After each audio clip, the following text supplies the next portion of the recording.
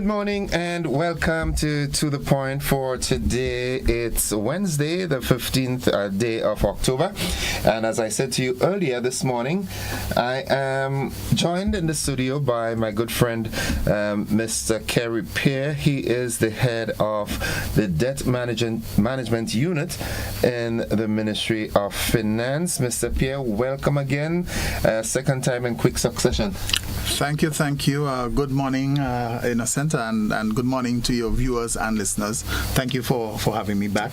All right, and the pleasure is always ours here at the GBN to disseminate information that makes the lives of our audience and by extension the people of Grenada more meaningful and everything. This morning we're talking about bonds, government bonds, and General Financial Information Month, which we are in. And it's so coincidental because earlier on the program this morning, on our Rise as Money Wise program, we were talking about shares and stocks.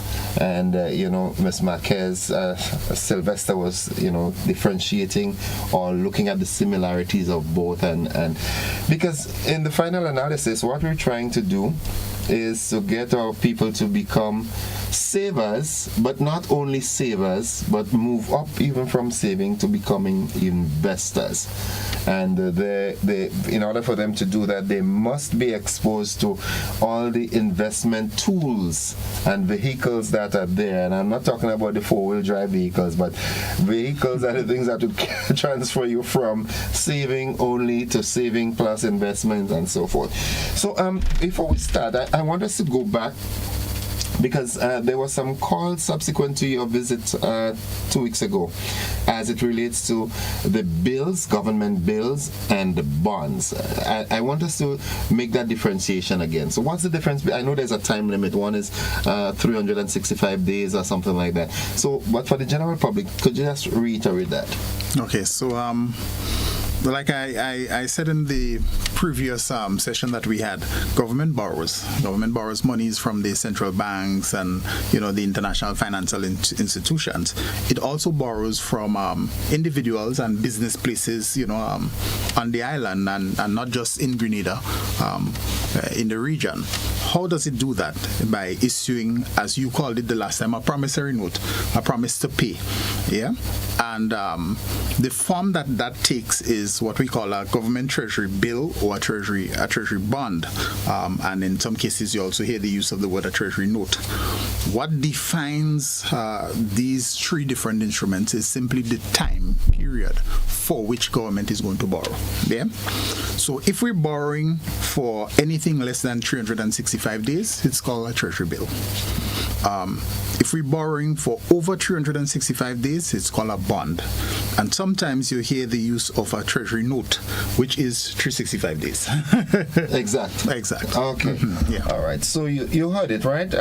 Government bills are under 365 days and under, and the bonds exceed 365 days.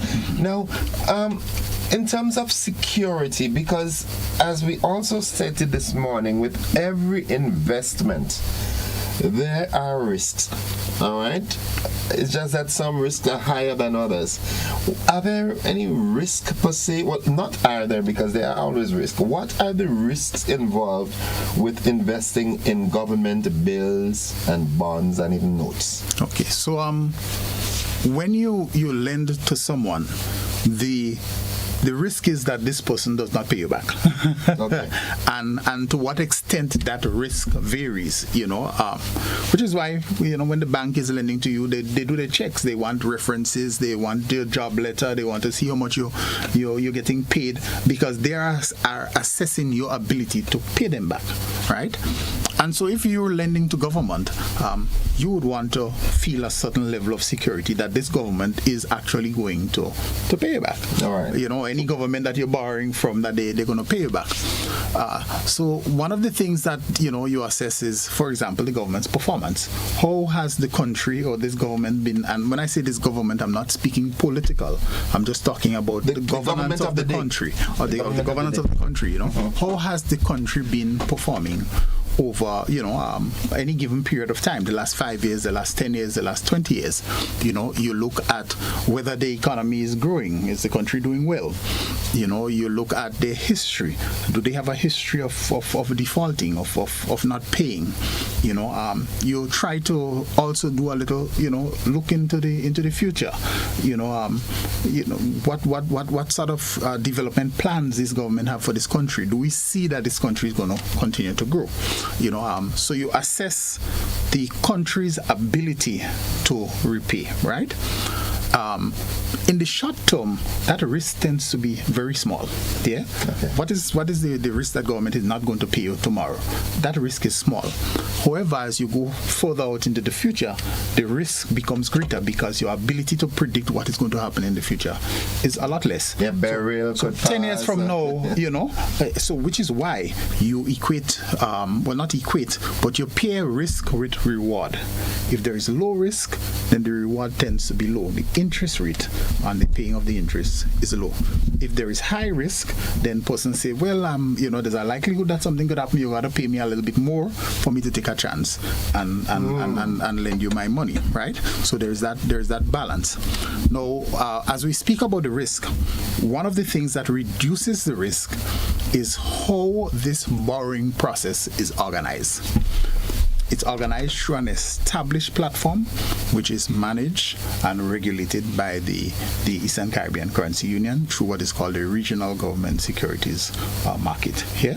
So we have a place where we do business, and that place where we do business is regulated, it is controlled. The players in that place where we do business is not just somebody who walks in and say, well, look, I need to borrow some money, I'm going to lend you some money, and no.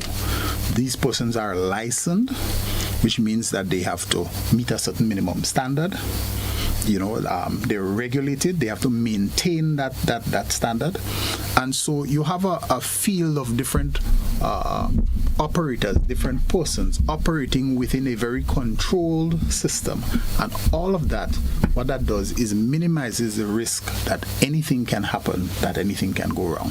Now, things could go wrong, as you say. Murphy's law always creeping.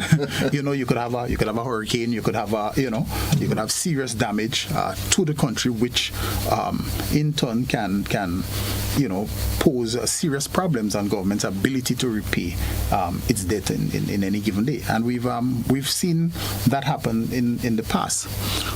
What we have going for us here is our history of operating on the RGSM. In the over 20 years of government's operation on the RGSM, we have never defaulted on any of our bonds and any of our treasuries. And we, in this case, is referencing Grenada. All right. And I'll go boldly forward and say, the region on a whole, we've had one instance of one country not being able to repay on the day that it said that it was going to repay, but it did repay it a little later on down the road. I think that has been the only glitch that we've had in the existence and the operation of the RGSM. So we have a track record of meeting our obligations, our debt obligations, even in the most adverse of situations that we've faced in the past. Ivan, Beryl, all of these. Even when the government had to restructure its debt in 2015, the debts of the RGSM were not affected by that. So let me ask this: the RGSM, the Regional Government Security Market, as well as the Stock Exchange Market, are they all overlooked by the Eastern Caribbean Central Bank? Yes.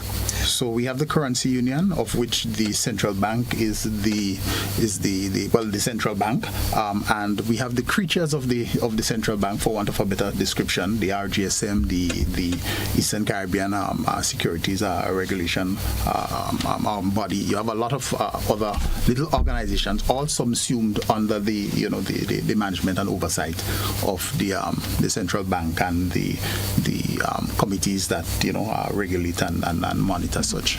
Now, my reason for asking that is simply to introduce into the conversation the fact that if the ECCB is overlooking then it adds an additional layer of security, because if we look back at the ECCB historically, where other countries were forced in the past to devalue the currency and so forth. Recently we heard the governor, Dr. Timothy Antoine, stating that our reserves remain high. We are pegged at a particular rate to the US dollar over quite a long period of time. So it shows that the ECCB is managing the financial affairs of the ECCU in such a way that it is safe and secured, maybe even more than Selassie's briefcase. Well, I'm not certain what level of security Selassie has on his briefcase, but yes, we can probably speak to the backing of our peg to the US dollar, and the governor has pointed it out on many occasions that the backing to that is way above what is the minimum requirement to maintain that peg. So yes, there is, like I said, serious regulation, serious administration and monitoring of the operations of all of the different institutions of the currency union. And I went on to say in our previous visit, that if any one of the members of the currency union fail on the RGSM, defaults on the RGSM, it affects everyone, because this thing is about confidence. People have to be confident that you are going to meet your obligations. Otherwise, they would not lend to you. And if there's anything that breaks that confidence, it means then that either the government that fails or even the other participating governments who operate on the RGSM, they are all going to feel it. Because when we go there and we say, look, we want to issue a bond or we want to issue a treasury bill, persons are going to say, yeah, well, you failed last time, you pay me, I'm not lending you my money anymore. I don't want to take the chance. The risk is too high. So you see that mechanism where we keep that risk at a minimum. Something really has to happen, out of the ordinary, that our government would not be able to meet its obligations on the RGSM. And I speak in general, and to have that sort of default taking place.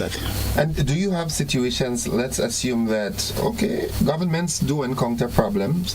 And if, for example, one government who is on the RGSM realizes that it's going to have a problem in honoring a bond payment or a bill payment, what can it do? Can it refer to or rely on another government, or say, hey, listen, this has happened and I'm supposed to honor this bond on the 30th of October, but because of some internal issues, projections did not come through as they should, and so forth, and I foresee that I'm going to fall short. Do you have that sort of buffering from other regional governments who are on the RGSM or the ECCB by extension? Well, I mean, one would only hope that the relations between the varying governments are such that if one run broke, he could turn to Ipala and say, look, I need to borrow $10 to pay a bill, just to make light of it. But the fact of the matter is that the governments have to do their work. They have to do their fiscal management and to try and ensure that that really and truly does not happen. For example, that is one of the mandates of the debt management unit. When we have our debts, we actually project into the future and see when payments become due. How much payments become due together. We call that the bunching of payments. Because I might be able to make X amount of payments on a normal day, but what happens if 5 or 6 different creditors, I have to pay them on the same day? How do I go about ensuring that I have the cash to do that? So when we do that sort of projections, of course we speak to the other departments in the Ministry of Finance, the Accountant General. We advise the Accountant General in advance, hey, we have large payments coming up, and that payment becomes due on that date, and that money needs to be in the accounts of the ECCB to make the payment. I don't want to say I've transferred the headache to her or to the accountant general, but then they now in turn need to have a look and see what can be done. That's where the money management, the cash flow management, as we say, comes in. We look at what needs to be paid, when it needs to be paid, and we need to ensure that we have the cash there to do it at that particular point in time.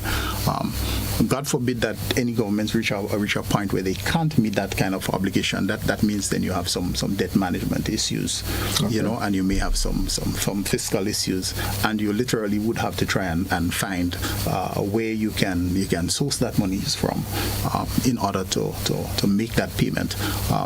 There may be mechanisms where we can have bilateral conversations with or governments of the other members, and maybe try and secure some sort of short-term loan, in order to meet even that. from the ECCB, or even from the ECCB. Although the ECCB has its policies as it relates to lending to member government, but the currency union is there for a reason, and I'm sure that there are mechanisms where that sort of conversation can be had. Another quick question. Now, in terms of, you said earlier, it is important to maintain the integrity, reliability, and accountability of the RGSM, so that even so, one government falls short, it affects everybody, every other government.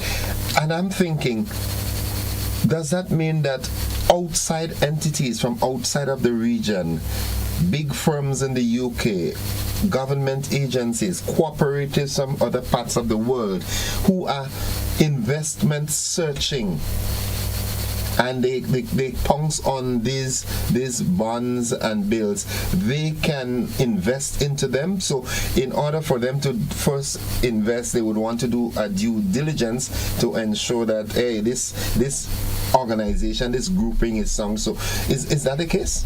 Well, I mean, you can borrow from literally anywhere, and investors usually would seek out investment returns that that they like, that is satisfactory to them.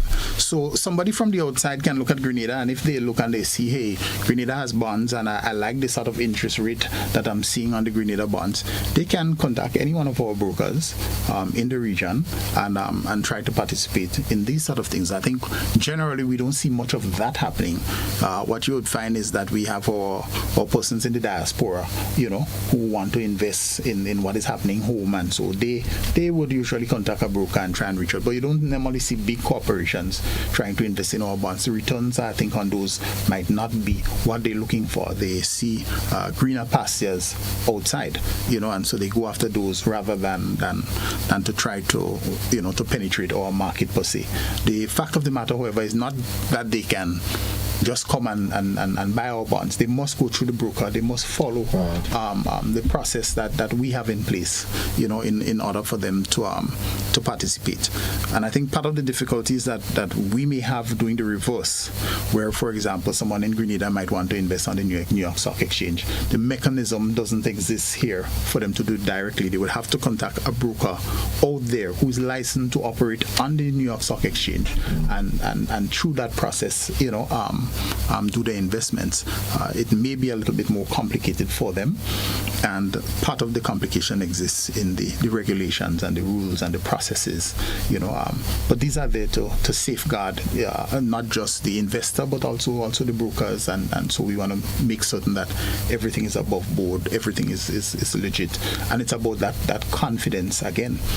I mean, for example, we see how one statement from a president can affect, the operations of the stock market, utterance of anybody in a key position who may be able to affect, what happens, as it relates to the economies of the world can have an impact on the stock exchange, and it is often debated that no, the stock exchange is a little bit too robust for that, it's too well developed for that. One person can't. No, but it's very volatile. But it's volatile, yeah, it's and like volatile. That volatility, it's all about it's confidence. It's confidence. People believing in what would happen or what can happen, and so responding with their money, whether they draw their money or whether they put more monies into something. That's all. And that's how it works. The key to success in investment is understanding the market and knowing when to pull and when to push. Folks, it's to the point. I'm speaking with Mr. Kerry Pierre. He is the head of the debt management unit in the Ministry of Finance. It's 21 minutes after 9 o'clock. We take a commercial break. We'll be back after these messages. This is To the Point.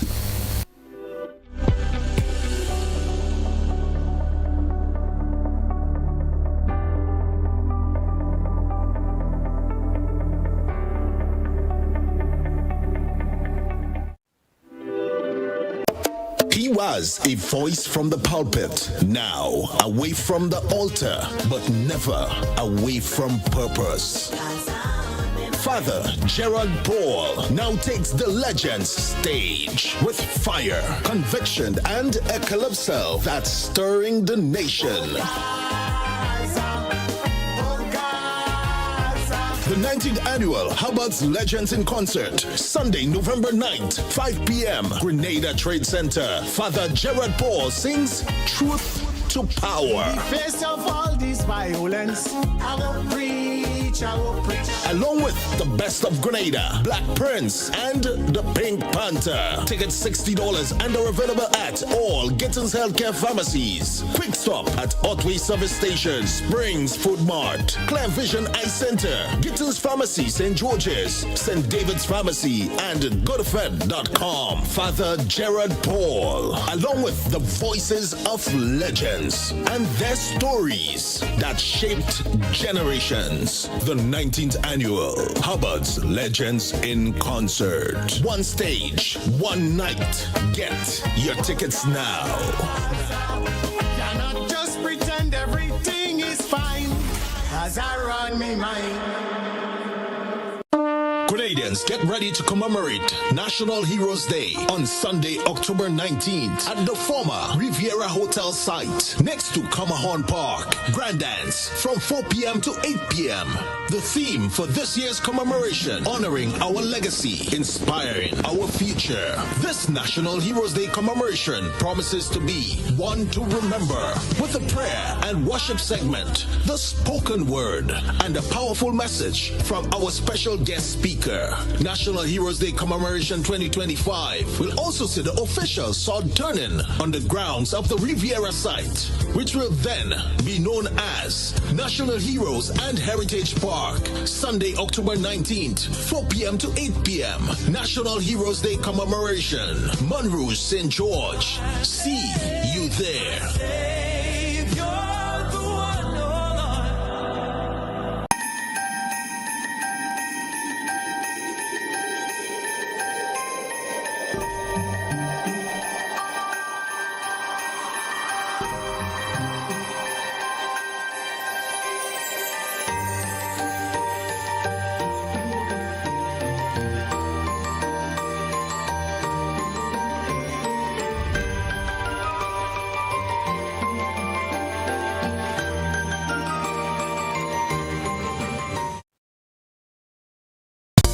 Coming up, Jamaica's Marissa Benaine, America's Ailey 2, icons of dance join forces. More Caribbean success on the return to Tokyo. Tour operators make the right connections in Barbados. St. Kitts and Nevis. It's not just the scenery, the culture just draws you in. It's all next on this station.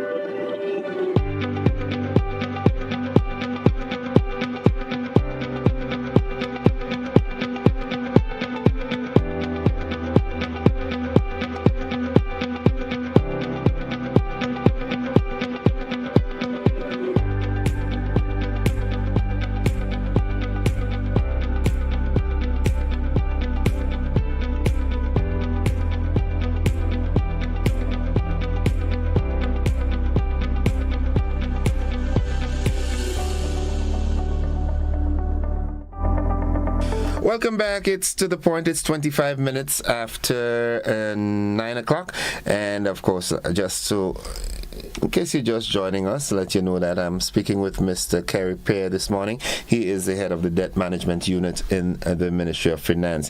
And this morning we're talking about investment and everything around investment, encouraging us to be financially literate and looking at all the options that are available. One of the things that we want our people to invest, right? We're pushing that investment narrative.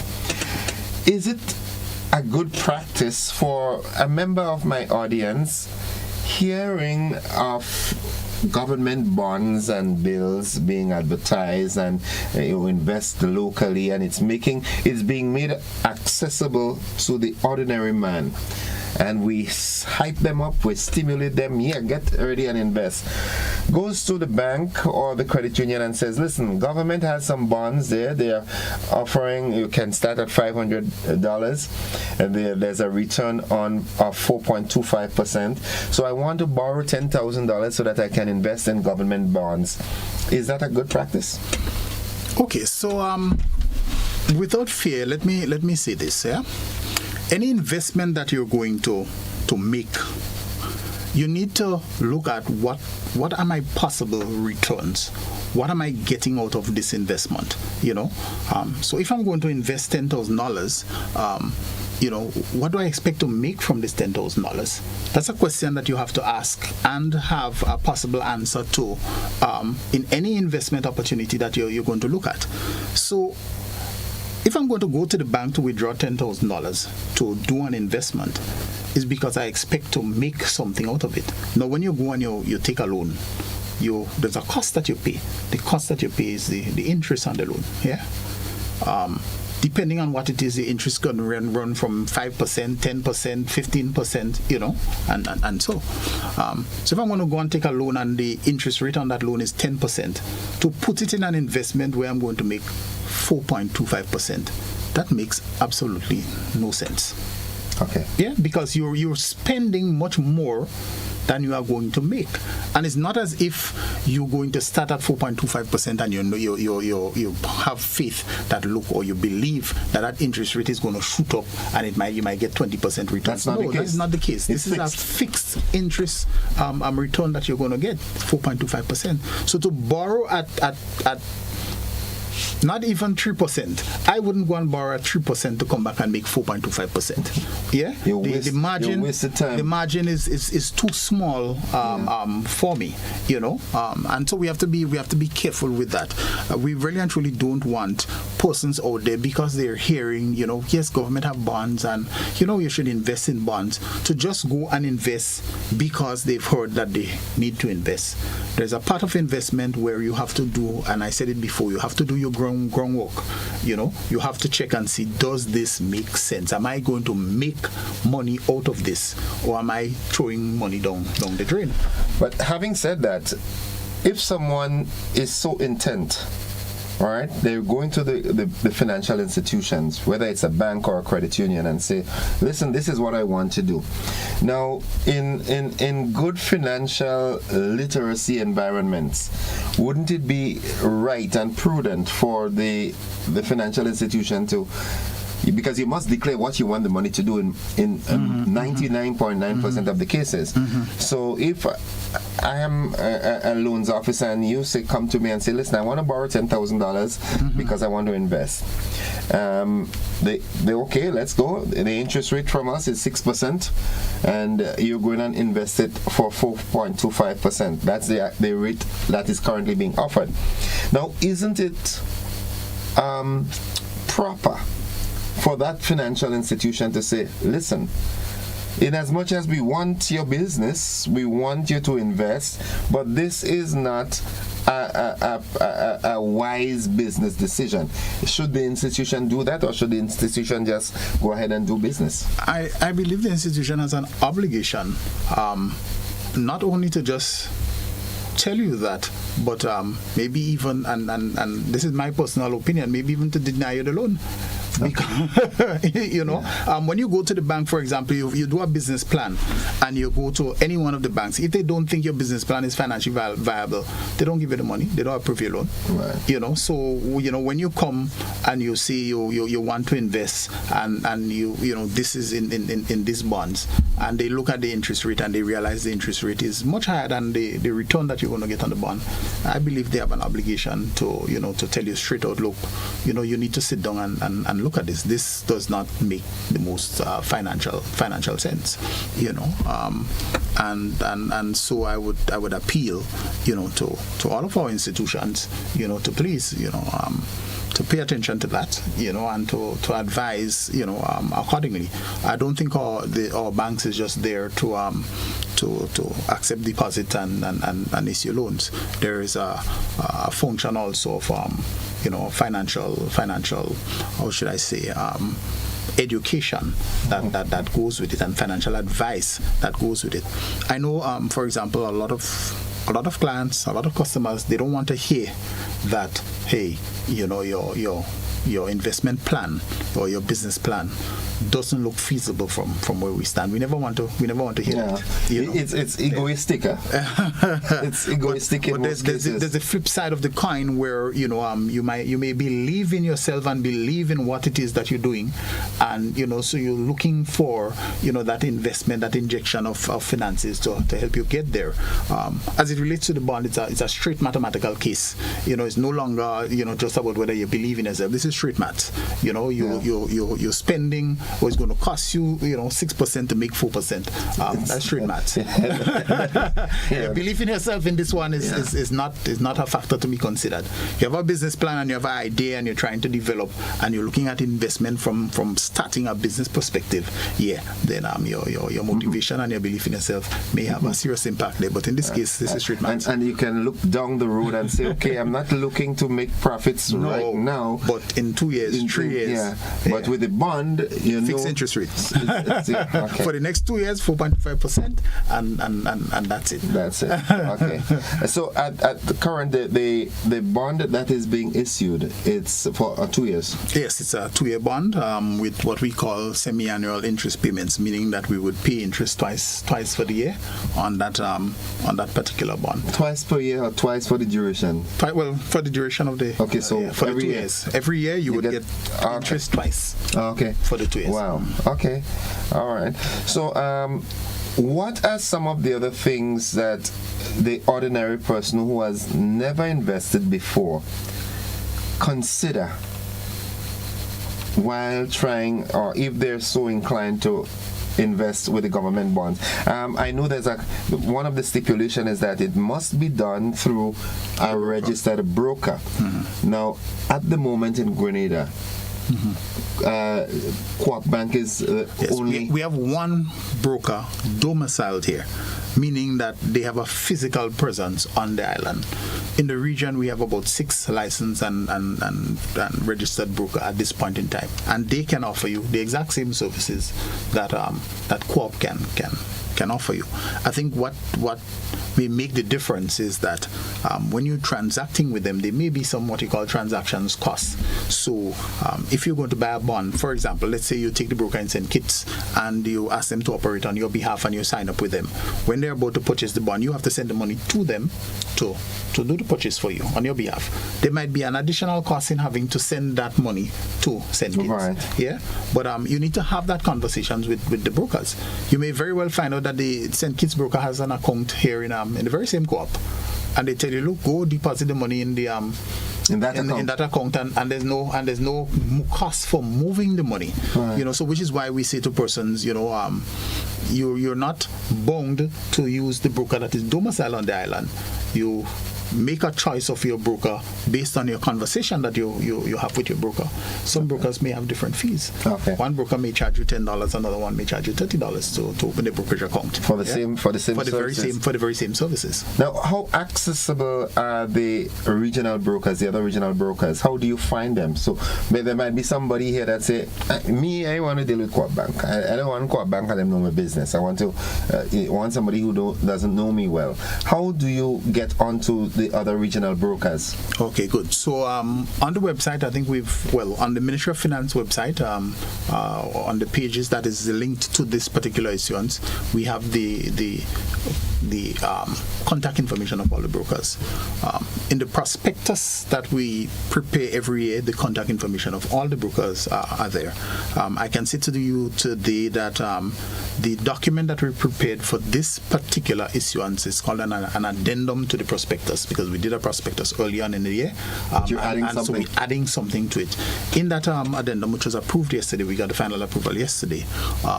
There's also the listing of all of the brokers and their contact information. So I can share that with you. Which you can share with your viewers and listeners. We also have a website that was prepared and is managed by a team at the central bank, which this website is going to be used, I think, for all of the upcoming retail bonds, and so that the household bonds and so that are going to be issued. The Grenada issuance is up on it. I would share that web page with you as well. All of the brokers are also listed there, for ease of contact and communication. So the brokers, they have their phone numbers, they have emails, they have web pages. They're very easy to talk to. They're looking for your business, so they tend to be very welcoming and very easy to talk to. They try to simplify the process as much as possible so that persons can open their brokerage account. And just to say, this bond, for those who don't have brokerage account, it allows you to open a brokerage. That's what the broker does. It opens a brokerage account so that they can transact on your behalf on the RGSM. Once you've opened that brokerage account, that is your brokerage account for as long as you want to maintain a brokerage account. And that now gives you access not just to this particular bond, but to any RGSM auction that is taking place. And these brokers, they would contact you. They would send you maybe a little newsletter every month saying to you, hey, these are upcoming auctions. Do you want to participate?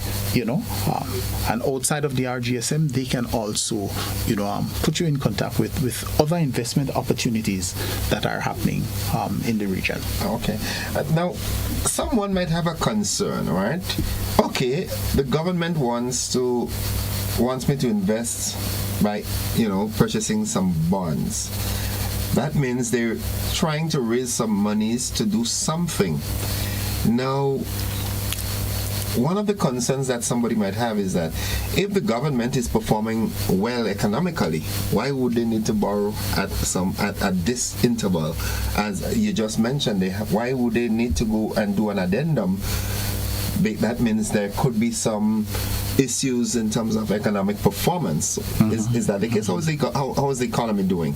I know the economy is doing well. Government is doing well. We're in the process of preparing for the 2026 budget. So the macro policy unit, I think, would have already published on its website some of the performances of the government over the last couple of months, and so they have the mid-year review, and these things are there. So we are very transparent in how government performs. But let me just step back and say, the fact that you're borrowing doesn't mean that you're in problems. Yeah, borrowing is a tool for management, and we also have to bear in mind that government borrows because it doesn't necessarily have all the cash it needs right now to do what it needs to do. No, it doesn't mean that it is in problems.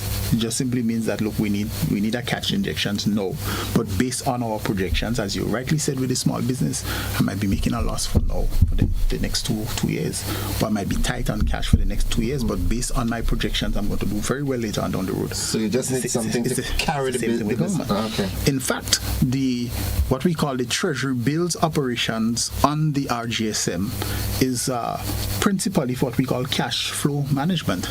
It simply means that you are organizing to get some cash in the short term, just to make certain that you can cover all of your operations in the short term. When I borrow for 91 days, I have a 91-day issue on the RGSM. It's not because we have cash problems. You could be liquid, and you could be fully covered and not liquid. You can have millions of dollars in assets, and your cash that you have in the bank at this point in time to do your day-to-day operations for the month may not necessarily be there, and so you may need to borrow just to handle your short-term matters. You see, hence the reason why I think we media outlets and the relevant authorities need to do more to get our people to understand not just about the government bonds and bills and so forth, but these actual day-to-day operational issues and business as a whole. We really have to become more business savvy, because a lot of times businesses start and fail because they do not comprehend that. I had a goodly gentleman here last week, was it Friday, the owner of Home Pride Bakery, celebrating 25 years, and I asked him the question, what is it that has him staying successful, and what does he think are some of the reasons why other businesses come and fail? And he made a very critical point. 2 points he made. He said, one, sometimes people start living the big life before the business can afford it, and secondly, some people mistake revenue as profit. Exactly. And it simply means that when you're collecting cash, you can't simply think about the cash in that moment. You have a business running, we have government running, and we have to think about what's happening in the future. So if I collect 50 million in cash now, it doesn't mean that, hey, I'm so successful, I need to blow 50 million now. Yeah. You have to look at it and say, hey, I have public servants to pay at the end of the month, then I have this pension that... Exactly. So you have to, you need to do financial forecasting. Exactly. And you don't just forecast your revenue, you forecast your expenditure. And that is where the cash flow management comes. Yeah. Because I can see from our forecasts that I'm going to need a lot of cash in December. Government, for example, pays 2 salaries at the end of December. We normally pay at the end of November, we pay salaries. Then maybe a couple weeks later, the 15th we pay another salary. To make sure people have a good Christmas. But then there's another month before January. Yeah. Which means that in that short period of time, what I normally pay in salary, I'm paying it twice. So we have to make certain that we have money at that point in time, cash in the bank at that point in time to ensure that payment takes place. But my collections don't necessarily double in that period of time. So all up, we are projecting, all right, fine, I need to do a 91 days that I want to collect at the end of November. So when I raise that money, I know, well, all right, besides from my normal collections where I pay in salary, I have something extra because I have an extra payment to make. On top of that, as we say, the little road maintenance and all these other things that government try to do at that point in time to ensure that people have cash. So government expenditure around that period is usually much higher than what it normally is. And so your cash management forecasting, that is what allows you to say, well, all right, fine, I'm going to need more cash at this point in time, later on down the road than. So when I collect high up in the year, I'm already saying, all right, we need to put this aside. Because a little later on down, 2-3 months down the road, we're going to have a larger than normal cash outlay, and we need to make sure we have that cash there to be able to cover these sort of transactions. Are there ever times when government collects more than what it has to expend in a given month? Yes, that can happen. And what happens with the surplus? Well, I mean, it goes into the bank for the other coming months that might be dry months, where government may be collecting less than it has to spend in a given month. Okay. Does government invest in other regional stocks and bonds and so forth, or internationally? So that is actually a portfolio that government has to strengthen. I think it's just like the average man. until you reach that position where you're comfortable and you're making money and you have extra money that you can afford to take the risk to invest, you sort of try to keep your cash close. Keep it close to the chest. Yeah, over the last couple of years, government has been doing very well. Government has been generating surpluses. We have the fiscal responsibility legislation, now a change to the fiscal resilience legislation, which says that government should not be spending more than it makes in any given year. They must be able, anything that they plan to spend, they must be able to say this is where the money is coming from. Government has to make a profit. So we're seeing that we're building this pattern of where we are actually generating surpluses and building surpluses. And once your surplus reaches, a certain figure, then you can start doing other things with it, and you can start thinking now of not just covering my day-to-day expenses, but let me see how I could invest. Let me see how I can build wealth. But quite frankly, most governments don't think so much of investing to build wealth. Whenever there's extra funds, they always look to see what more can I do for my people. How can I better the life of our persons here? All right, folks, it's 15 minutes on to 10 o'clock. It's To the Point, speaking with the head of the Debt Management Unit at the Ministry of Finance, Mr. Kerry, Pierre. We take another commercial break. When we come back, we open the lines. If you have some concerns and questions that you'd like to be looked at, we will entertain your calls. This is To the Point. We'll be back after these messages. Don't you go anywhere.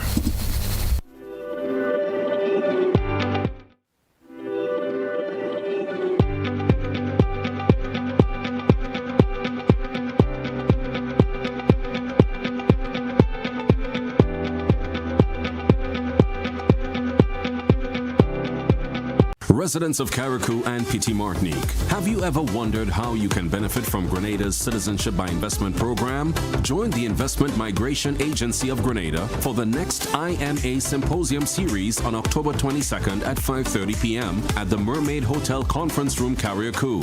This public forum will explore how local developers and those aspiring to become developers can access new earning opportunities through the CBI program. Hear from key experts representing the Investment Migration Agency, the CBI Committee, and the Grenada Investment Development Corporation as they discuss recent regulatory changes designed to expand local participation. This is your chance to gain insight, ask questions, and discover how you can be part of Grenada, Carriacou, and Petit Martinique's development story. Don't miss it. Join the conversation on October 22nd at 5:30 p.m. at the Mermaid Hotel Conference Room.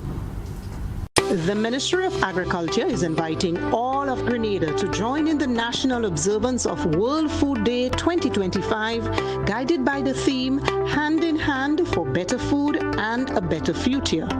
Our national celebrations will run from October 13th, culminating with the grand exhibition at the Old Trafford Playing Field, Tantine, on Friday, October 17th, 2025. Let us all unite to make this year's event the very best, connecting householders, farmers, agricultural partners, schools, and community groups.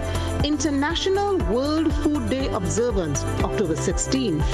National World Food Day celebrations, October 13th to the 17th. Be a part of Grenada's food security drive.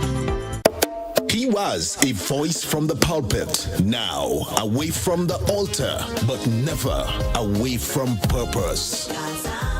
Father Gerald Paul now takes the Legends stage with fire, conviction, and a calypso that's stirring the nation.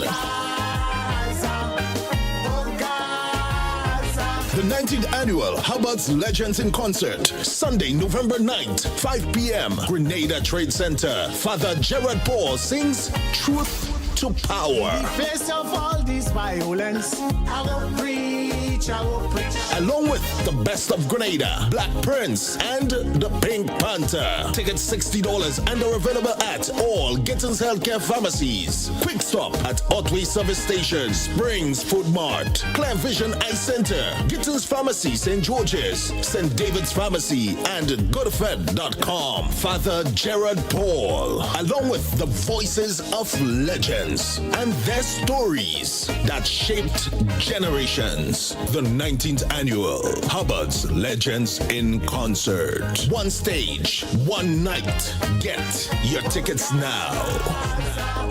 Cannot just pretend everything is fine as I run me mind.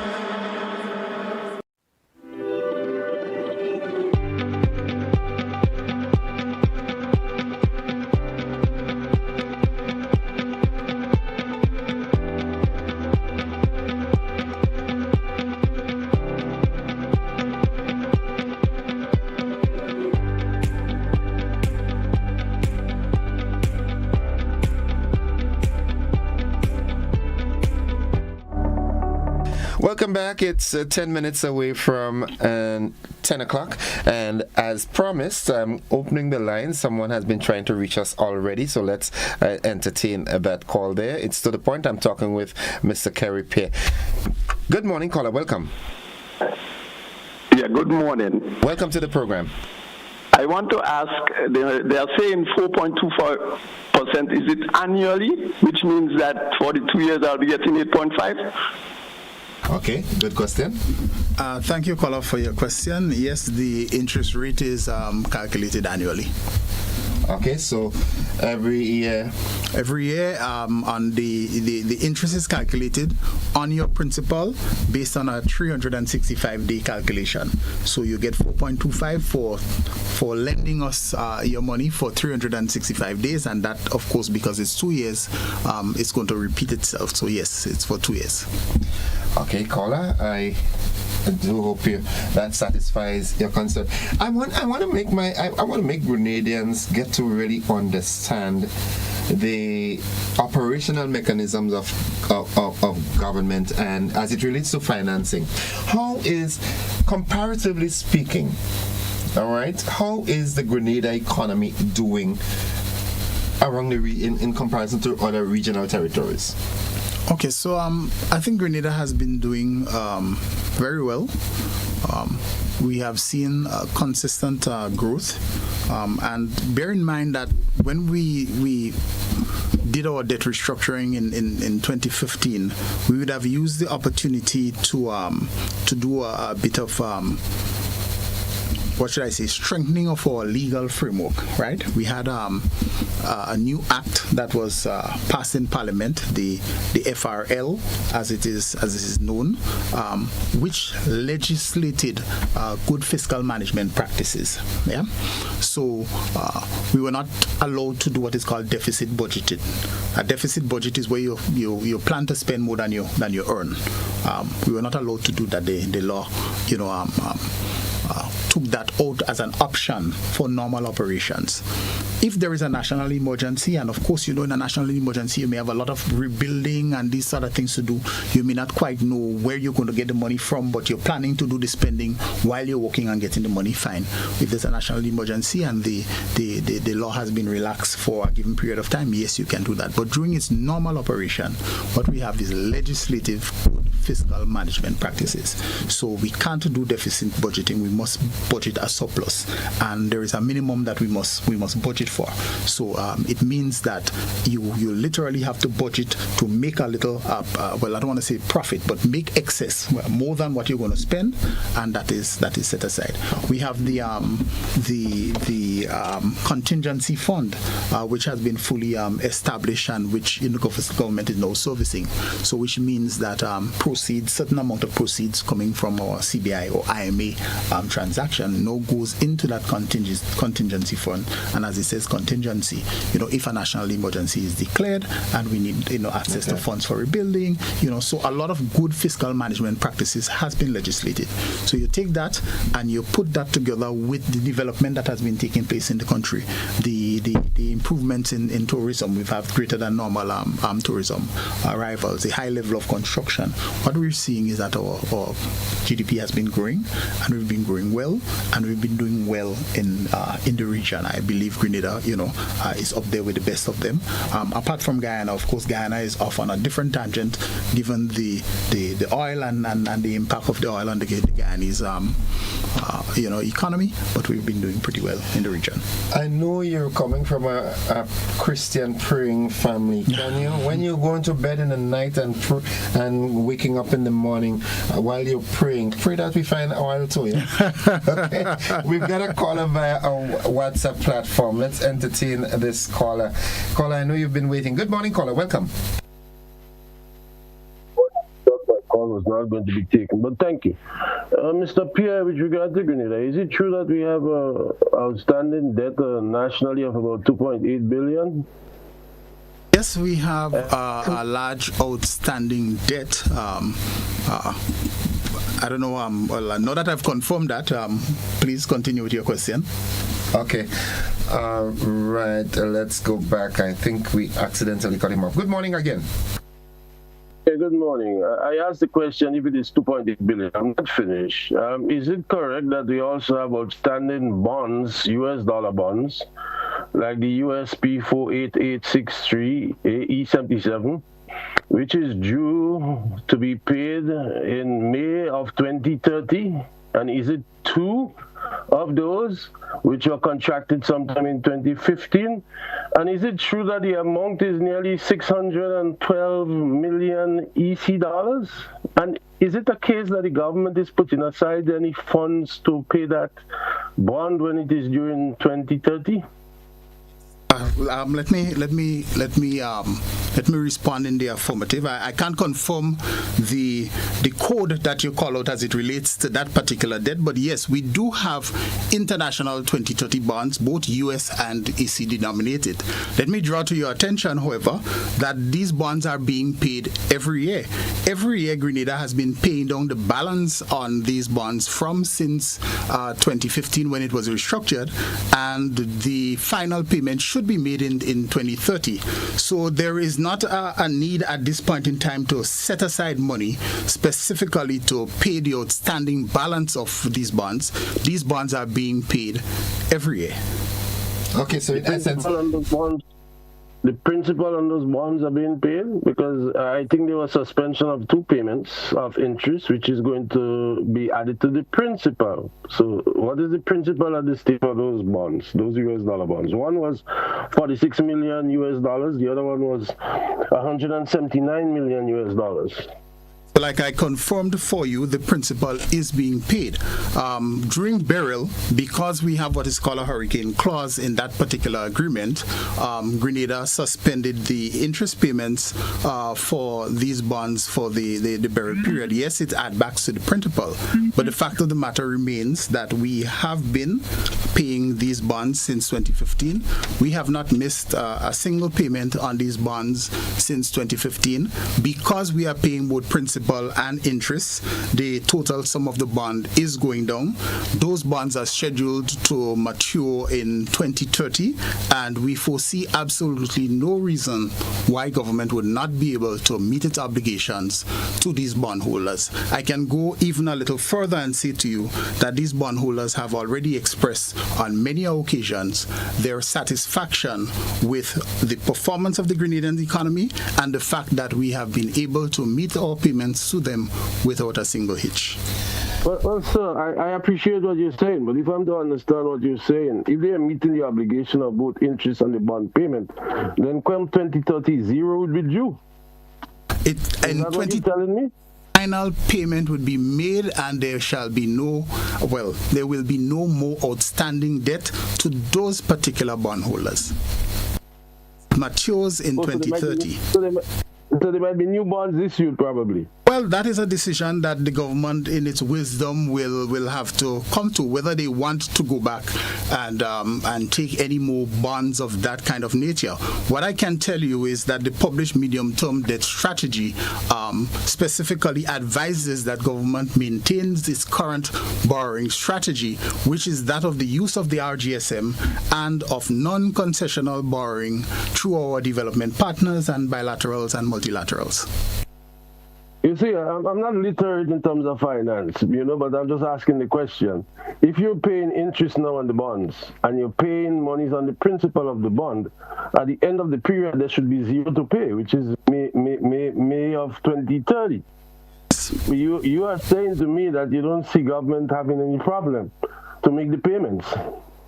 Remember, I'm the zero, or is it now you're talking about? Repeat that last one. I didn't hear you clearly. Yeah, repeat the last part. Is it final payment in 2030 of zero or There cannot be a final payment of zero. The remaining balance of that bond will be paid in 2030. In 2030, when that final payment is made, there shall be no outstanding figure. Remember, what we have here is what is called a reducing principal. Every year when we pay interest and we pay principal, the outstanding amount reduces. Yeah? So that final payment will take place in 2030. Even taking into consideration the fact that with Beryl, there was a suspension of payment. Yes. Okay. All right, caller, thank you for your question, and I do know that it's 10 o'clock.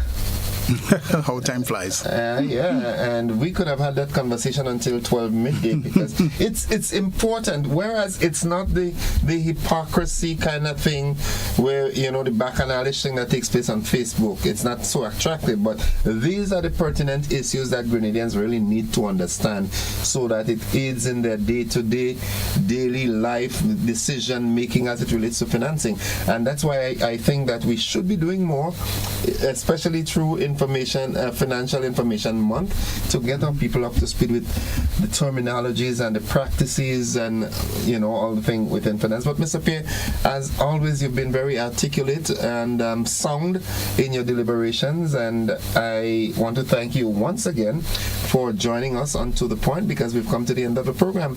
Any parting words? Thank you for having me. It's always a pleasure to share and to discuss, and I would say to your viewers and listeners, to reach out, to ask questions. The Ministry of Finance is not just there to collect taxes and revenue. We also provide information and we answer questions as it relates to the management of your finances.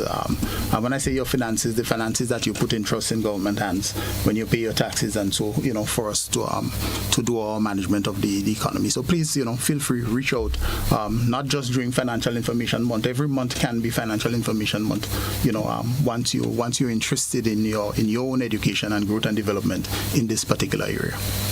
Again, Mr. Pierre, thank you very much. And folks, those of you who called and participated, whether you just listened and, was empowered, thank you for being in our company. That's it for To The Point. God bless you. Bye-bye.